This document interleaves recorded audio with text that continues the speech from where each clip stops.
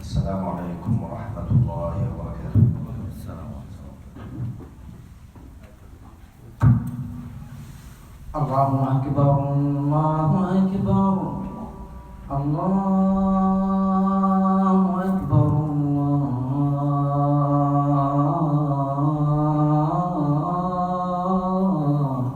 الله أكبر أشهد أن لا إله إلا الله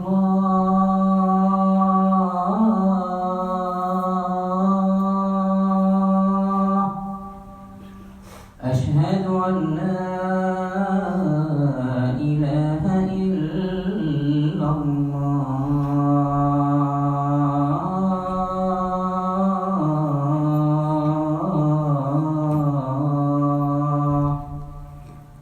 أشهد أن محمدا رسول الله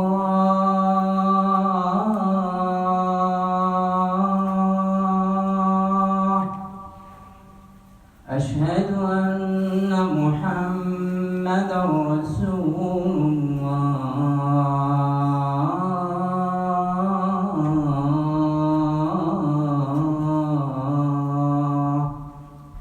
حي على الصلاة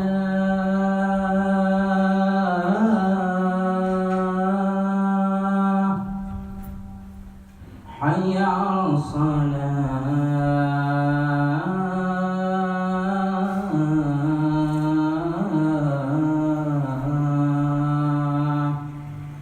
حي على الفلاح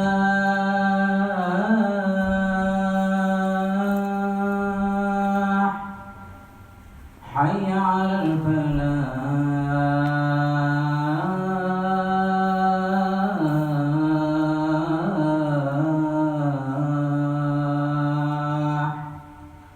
الله أكبر الله أكبر لا إله إلا الله.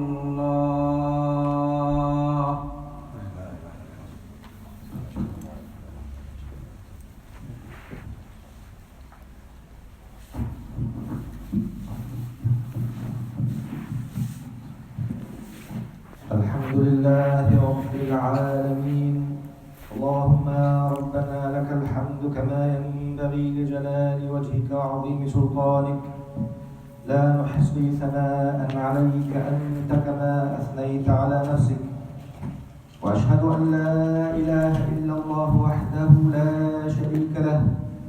قال في محكم التنزيل: قل يا عبادي الذين أسرفوا على أنفسهم لا تقنطوا من رحمة الله إن الله يغفر الذنوب جميعا إنه هو الغفور الرحيم. وأشهد أن سيدنا وحبيبنا وعظيمنا محمدا عبد الله ورسوله وصفيه من خلقه وحبيبه وأمينه على الوحي. أرسله ربه بالحق بين يدي الساعة فتركنا على المحجة البيضاء ليلها كنهارها لا يزيغ عنها إلا هالك. فاللهم اجزه عنا وعن الإسلام والمسلمين خير ما جازيت به نبيا عن أمته ورسولا عن قومه. آمين. وصل اللهم عليه وعلى آله وأصحابه ومن تبعهم بإحسان إلى يوم الدين. أما بعد، يقول ربنا عز وجل: يا أيها الذين آمنوا اتقوا الله حق تقاته ولا تموتن إلا وأنتم مسلمون. يا أيها الناس اتقوا ربكم الذي خلقكم من نفس واحدة وخلق منها زوجها وبث منهما رجالا كثيرا ونساء واتقوا الله الذي تساءلون به والأرحام إن الله كان عليكم رقيبا. يا أيها الذين آمنوا اتقوا الله وقولوا قولا سديدا يصلح لكم أعمالكم ويغفر لكم ذنوبكم ومن يطع الله ورسوله فقد فاز فوزا عظيما. ثم أما بعد. All praise and exaltation belong to Allah Almighty alone without companions, to whom belong the most beautiful names and the most excellent characters. We bear witness that there is no deity that is worthy of worshiping other than Allah subhanahu wa ta'ala without associates. We bear witness that Muhammad sallallahu alayhi wa sallam is our beloved messenger and the last messenger till the day of judgment. May Allah send His peace and blessings and prayers upon him and all those who follow him until the day of judgment. Allahumma ameen. Allah subhanahu wa ta'ala in the Holy Quran says what the translation of which is closest to, O you who believe, have fear and taqwa for Allah subhanahu wa ta'ala in the proper way it should be done, and do not die except as Muslims. O mankind, fear Allah subhanahu wa ta'ala who created you from one soul, and from one individual He created its spouse, and from this couple He created many men and women, and created the bond of kinship, and made it a sacred relationship. Fear Allah subhanahu wa ta'ala, by whom you ask for mutual rights, asking for mutual rights using that sacred bond. Allah subhanahu wa ta'ala is all-knowing. He knows everything you do. We bear witness that Him Almighty is the one and only. Allah also says in Surah Al-Ahzab, O you who believe, have taqwa and fear of Allah subhanahu wa ta'ala and say the truth. If you do that, Allah subhanahu wa ta'ala will make things right for you. He will correct your affairs. He will make your situation steady and tidy. And all those who follow Allah subhanahu wa ta'ala and His rulings are definitely amongst those who are successful. May Allah subhanahu wa ta'ala make us amongst them. Allahumma ameen. Dear brothers and sisters in Islam, Allah subhanahu wa ta'ala says, يُقَلِّبُ اللَّهُ اللَّيْلَ وَالنَّهَارَ إِنَّ فِي ذَلِكَ لَعِبْرَةً لِأُولِي الْأَبْصَارِ. Allah subhanahu wa ta'ala turns around day and night. It has been just like yesterday that we stood here and talked about the importance of the lessons to learn from Hijrah. It is upon us nowadays, the new Hijri year, approximately 1441 years ago. The most beloved creature to Allah, the most noble human being that ever stepped foot on this earth, was driven out of his land by the mushrikeen of Quraysh, and he immigrated from Mecca to Medina, establishing a new era in the history of mankind, and the civilization of Islam was to rise without opposition from that time on. What are the lessons that we learn from that? Many lessons that we should always keep in mind, one of the most important of which is that we never despair in Allah's promise. Allah subhanahu wa ta'ala gave us great examples of the Prophet ﷺ and his companions by saying, لَقَدْ كَانَ لَكُمْ فِي رَسُولِ اللَّهِ أُسْوَةٌ حَسَنَةٌ لِمَنْ كَانَ يَرْجُو اللَّهَ وَالْيَوْمَ الْآخِرَ وَذَكَرَ اللَّهَ كَثِيرًا. The Prophet ﷺ never lost hope. He was not showing any kind of anxiety or instability. On the contrary, he was very stable and very confident of the promise of Allah subhanahu wa ta'ala. Yet he made every humanly possible effort to achieve what is called tawakkul, but not tawakkul. He hired a very knowledgeable person that can guide them through the desert. He brought the sustenance, he brought Abu Bakr with him, and he made sure that he did all the strategic things that need to be done, so that he shows us that even though that Allah subhanahu wa ta'ala gave him the promise, but yet we still have to do what is called asbab. We have to do our homework of doing things, studying the situation, and doing everything according to Allah's rules. Allah subhanahu wa ta'ala could have split open the Red Sea for Moses without beating it with a stick, but Allah subhanahu wa ta'ala shows us that you have to do your own effort, you have to do something, and then Allah will take care of the rest. It would have been easy for Allah subhanahu wa ta'ala to drop the dates upon Maryam al-Adra alayha salam, but He told her to push the trunk of the palm tree to bring the dates down. So making sure that you do your homework and do what is required of you before you say Anna mutawakkil ala Allah, before you say Tawakkaltu ala Allah, you do your own part. You cannot go to take the examination without studying and say Anna mutawakkil ala Allah, I'm having tawakkul for Allah. So this is one of the greatest lessons that we learn from Al-Hijrah. One of the great lessons also is the confidence of Allah's promise. You see, Allah subhanahu wa ta'ala gave us this beautiful example when the Prophet was traveling from Mecca to Al-Medina, and there was a bounty of 100 camels. This is a huge fortune according to the Arabs, and for anybody who captures him dead or alive. And he was alone, just with Abu Bakr, just two people. And then you have this knight, this very strong warrior, Suraqa ibn Malik, following him. And then he cannot catch up with him until Allah subhanahu wa ta'ala made it clear for Suraqa that this is what was the Prophet of Allah subhanahu wa ta'ala.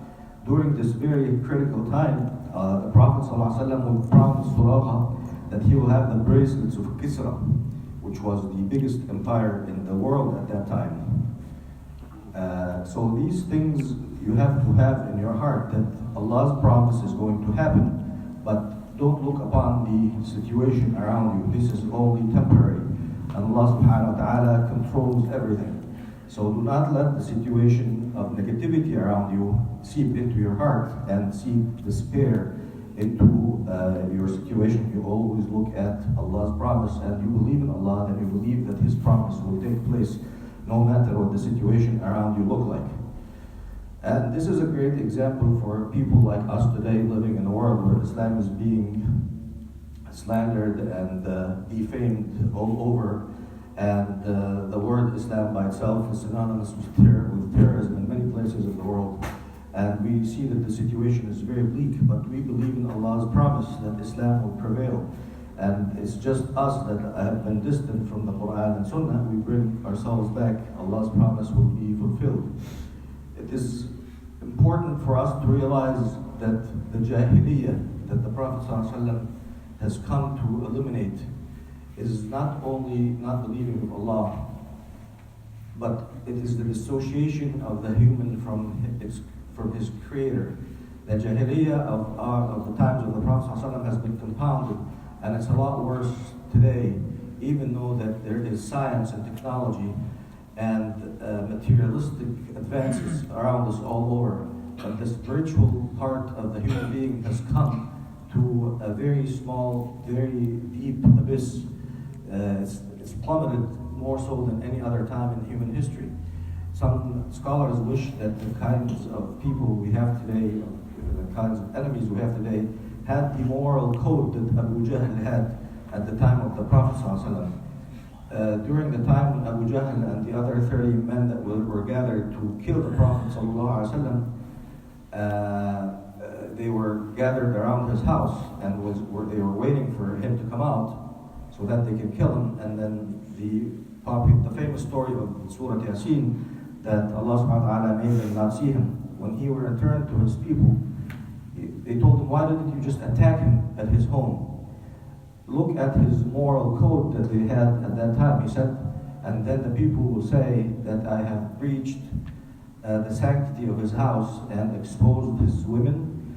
No decent Arabic man would expose the women of his enemy, even if it was his enemy. So he was very keen on not exposing Muhammad's wives and daughters. Look at today's world, how this is, there are special forces in the world, armies that are specialized in raping women. So you can actually compare where our Jahiliyyah today is compared to the Jahiliyyah of that time. They call atheism now a science. It is actually a disease. Even at the time of the Prophet ﷺ, people recognized there was God. Now people come and they dress up like very important and famous thinkers and deep philosophers. They're trying to theorize atheism, which is a disease of the mind and the heart. They're trying to make it look as a science. So the Jahiliyyah of today is becoming more compounded, and it's worse than the Jahiliyyah of the other times. And we cannot blame mostly the West for doing that, as much as we have to blame ourselves for leaving our duty of learning Quran and Sunnah and spreading the light to the world. We have to take our share of the blame when the Muslims became reliant on this dunya and became just like us, looking after the world, the worldly materialistic and the worldly gatherings, and not taking up their duty for spreading the Islamic message to the people. So we have to take our share of that. The lesson that we have to take lessons from that lesson is take advice and admonition from that is the rapid movement of time. It is according to the authentic hadith of the Prophet ﷺ, is that according to Abu Hurairah, that the time will come, a year will be like a month, and the month will be like a week, and the week will be like a day, and the day will be like an hour. An hour will be like burning a wick of wood or like a match. It will be so quickly happening. And the scholars have different explanations, but you can see it today. How come you every Monday morning you go to work and you see it's like the same thing happened, just like yesterday. You go to the Jum'ah prayer every day. It feels like it just happened yesterday. So the tasaru' zaman, the acceleration of time, the things happen so quickly. So we have to take a lesson from that we don't have the luxury of time of sitting back and just waiting for things to get better before you take a very active role and become proactive in seizing all the opportunities you have to make the ibadah. Allah subhanahu wa ta'ala Almighty Himself is swearing by that by saying, وَالْعَصْرِ إِنَّ الْإِنسَانَ لَفِي خُسْرٍ. Allah is swearing that human beings are all in a state of loss. Al-Hasan al-Basri says, O son of Adam, you are just a group of days put together. Every day that passes takes away a piece of you. So you have to make sure you take advantage of what you have. This is the biggest blessing that Allah gave you. This is your capital. Think as a businessman that your capital, your money, your wealth is the time. If you are a smart businessman, you're going to invest it. You're going to use just as little as possible to maintain your life and sustenance, but you're going to use the majority of that for an investment so that you get revenue. So a Muslim is like a good businessman. Allah subhanahu wa ta'ala describes it also in the Quran in the word إِنَّ اللَّهَ اشْتَرَى مِنَ الْمُؤْمِنِينَ أَنفُسَهُم. So it is a business, it's a trade that you're doing with Allah subhanahu wa ta'ala. If you're a smart businessman, you invest that time that Allah gave you and not just think it's not going to happen to me. So this is one of the greatest lessons that we learn from the accelerating time, is not to postpone and not to procrastinate. It is one of the biggest traps of shaitan that led the majority of Bani Adam to fall in that trap, is the procrastination, saying, I have time, I'm going to do this tomorrow, or tomorrow I will read the Quran, tomorrow I will make heaven, tomorrow I will do this, I will do that. You have to understand that time does not wait for anybody, and it is just as important for your soul to get its nourishment as it is important for your body to get its food. If you are so keen on feeding your body 2 or 3 times a day, if you don't do the same thing for your soul, if you don't cut out the time to feed your soul and know Allah subhanahu wa ta'ala, then your soul will become weak and feeble, and eventually it may die. You have to know that it is your duty to feed your soul. Allah subhanahu wa ta'ala says, فَاعْلَمْ أَنَّهُ لَا إِلَهَ إِلَّا اللَّهُ وَاسْتَغْفِرْ لِذَنْبِكَ. You have to know that there is no God except Allah, no deity worthy of worshipping other than Allah. It was the word فَاعْلَمْ, you have to know. It's not just you have to say. So ilm is, or knowledge, requires effort. It's not something you do while you're sitting back on your couch watching TV.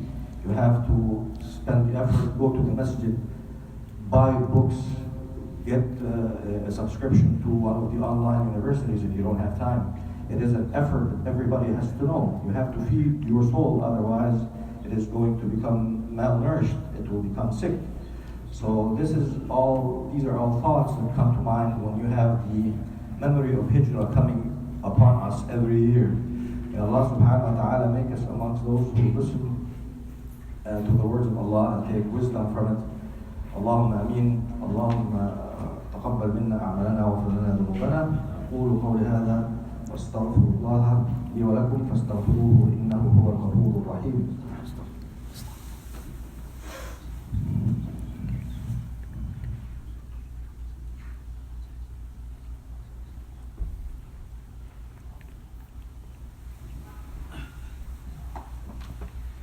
الحمد لله رب العالمين والعاقبة للمتقين ولا عدوان إلا على الظالمين وأشهد أن لا إله إلا الله وحده لا شريك له وأشهد أن محمدا عبده ورسوله صلى اللهم عليه وعلى آله وأصحابه ومن تبعهم بإحسان إلى يوم الدين ثم أما بعد. Allah subhanahu wa ta'ala says in the Holy Quran, يَا أَيُّهَا الَّذِينَ آمَنُوا اتَّقُوا اللَّهَ وَلْتَنظُرْ نَفْسٌ مَا قَدَّمَتْ لِغَدٍ وَاتَّقُوا اللَّهَ. Allah subhanahu wa ta'ala is asking all of us to be judgmental upon themselves, to judge their own actions. You go home between you and yourself and see where you stand today, and if you have the opportunity to live your life over, what would you do different? How to make the best out of your time? How to make the best investment out of your time and not to waste it. Allah subhanahu wa ta'ala tells us in the Holy Quran about those who die, what would they wish for. Allah subhanahu wa ta'ala tells us in multiple ayahs, حتى إذا جاء أحدهم الموت قال رب ارجعون لعلي أعمل صالحا فيما تركت.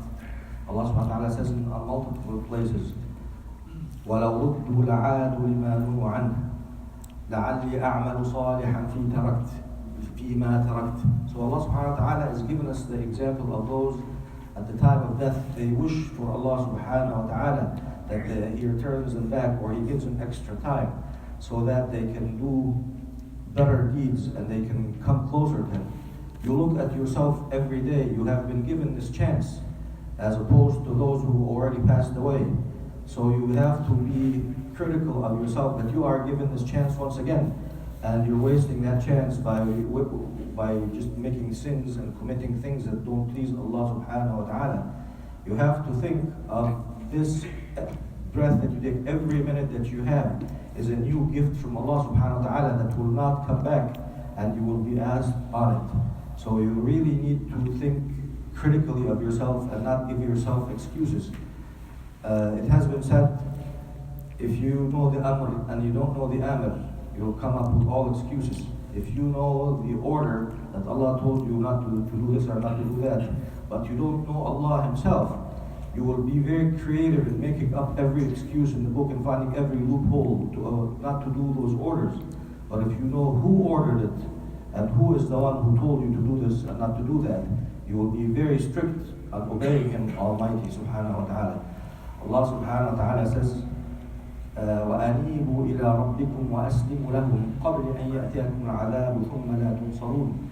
Return back to Allah subhanahu wa ta'ala and submit to Him before the punishment comes upon you, and then you will not have anyone to support you. وَاتَّبِعُوا أَحْسَنَ مَا أُنزِلَ إِلَيْكُمْ مِنْ رَبِّكُمْ مِنْ قَبْلِ أَنْ يَأْتِيَكُمُ الْعَذَابُ بَغْتَةً وَأَنْتُمْ لَا تَشْعُرُونَ. And follow the best of whatever has come to you from your Lord, and stick to it before Allah's punishment comes upon you, and then you don't even feel it. It happens so quickly that death will come upon you so quickly and you don't know. People feel like they're going to live forever, and they don't understand that death is closer to them than their veins and their necks. وَاتَّبِعُوا أَحْسَنَ مَا أُنزِلَ إِلَيْكُمْ مِنْ رَبِّكُمْ مِنْ قَبْلِ أَنْ يَأْتِيَكُمُ الْعَذَابُ بَغْتَةً وَأَنْتُمْ لَا تَشْعُرُونَ أَنْ تَقُولَ نَفْسٌ يَا حَسْرَةَ عَلَى مَا فَرَّطْتُ فِي جَنبِ اللَّهِ وَإِنْ كُنْتُ لَمِنَ السَّاخِرِينَ. So maybe a soul will come to the state of desperation and say, oh alas, what a big loss. I have wasted all that time and all those opportunities that Allah has given me, and it's all gone and it's not coming back. Think about that moment. You still have the chance right now, and it is always good to forget the past. If you are here now today, if you ask Allah for forgiveness, He will forgive what is gone already, and He will give you blessing in what is left. So it is an opportunity for all of us to repent and make tawbah for Allah subhanahu wa ta'ala, and not be amongst those who are going to be the losers at the day of judgment. أقول قولي هذا وأستغفر الله العظيم لي ولكم. اللهم اغفر للمسلمين والمسلمات والمؤمنين والمؤمنات الأحياء منهم والأموات، إنك يا ربنا سميع قريب مجيب الدعوات يا رب العالمين. اللهم إنا نسألك من جبال رحمتك وعزائم مغفرتك والغنيمة من كل بر والسلامة من كل إثم والفوز بالجنة والنجاة من النار. اللهم ربنا آتنا في الدنيا حسنة وفي الآخرة حسنة وقنا عذاب النار. اتل ما أوحي إليك من الكتاب وأقم الصلاة إن الصلاة تنهى عن الفحشاء والمنكر ولذكر الله أكبر والله يعلم ما تصنعون وأقم الصلاة. الله أكبر الله أكبر. أشهد أن لا إله إلا الله، أشهد أن محمدا رسول الله. حي على الصلاة، حي على الفلاح. قد قامت الصلاة قد قامت الصلاة الله أكبر الله أكبر لا إله إلا الله. قام الله استقيموا للصلاة رحمة الله شعبوا صلاتكم وصلوا صلاتكم وأنتم straight in the lines and fill the gaps.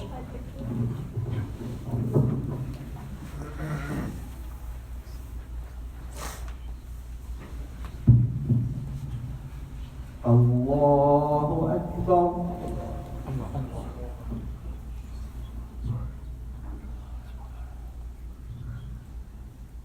الحمد لله رب العالمين الرحمن الرحيم مالك يوم الدين إياك نعبد وإياك نستعين اهدنا الصراط المستقيم صراط الذين أنعمت عليهم غير المغضوب عليهم ولا الضالين.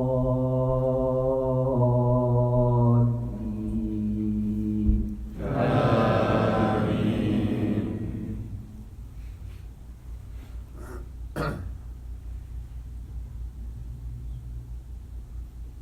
إذا زلزلت الأرض زلزالها وأخرجت الأرض أثقالها وقال الإنسان ما لها يومئذ تحدث أخبارها بأن ربك أوحى لها يومئذ يصدر الناس أشتاتا ليروا أعمالهم فمن يعمل مثقال ذرة خيرا يره ومن يعمل مثقال ذرة شرا يره. الله أكبر.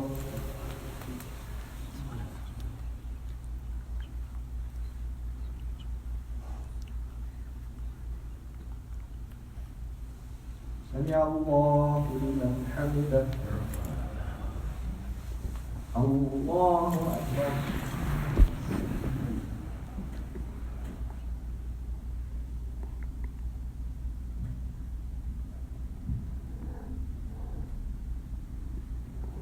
الله أكبر. الله أكبر.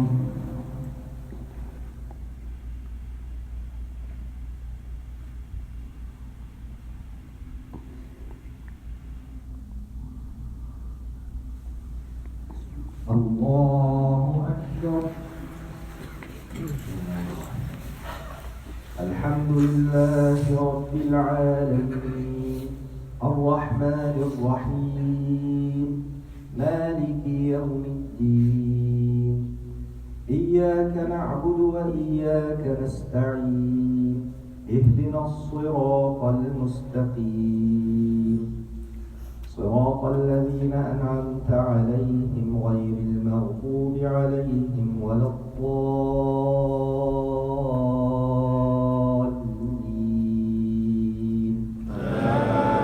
آمين.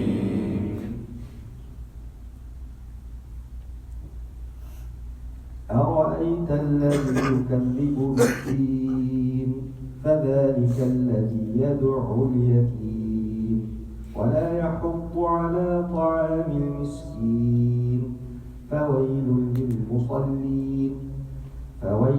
للمصلين الذين هم عن صلاتهم ساهون الذين هم يراءون